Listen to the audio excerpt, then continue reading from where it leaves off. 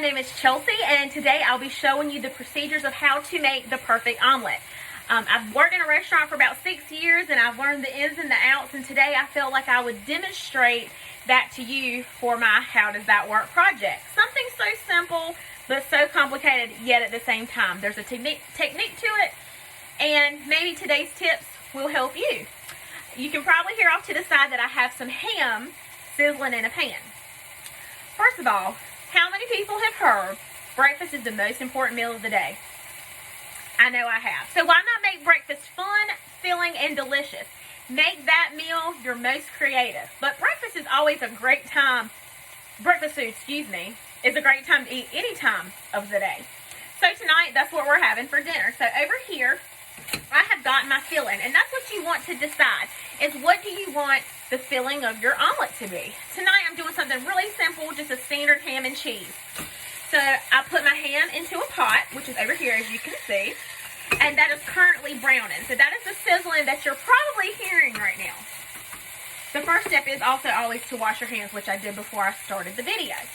The second step is to use a separate pan. I always try to find a pan that hasn't been used, because I find that once you've heated a pan to try to cook your eggs in, they brown too quickly and you can't control it.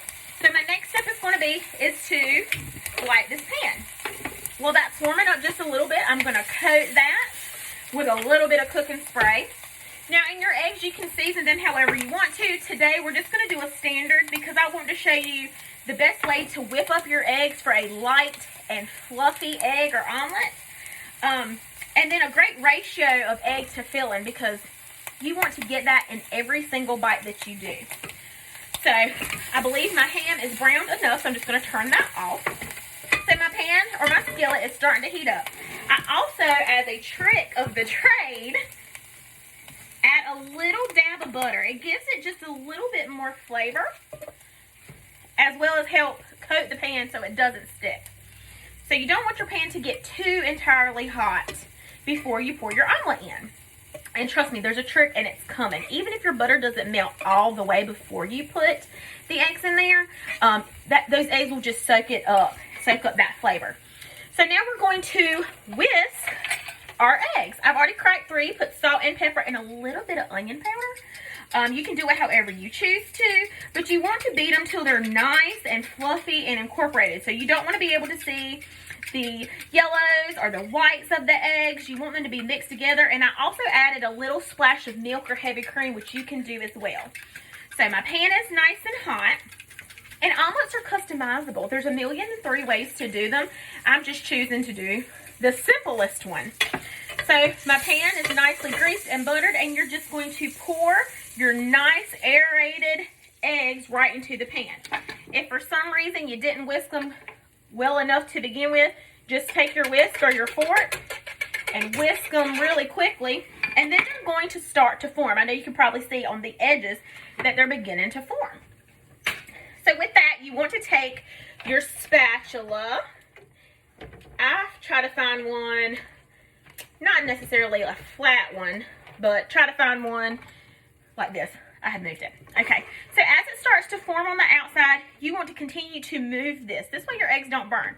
So all you're going to do is push down the edges and continue to work the pan as you make your omelet. And they will start to recook.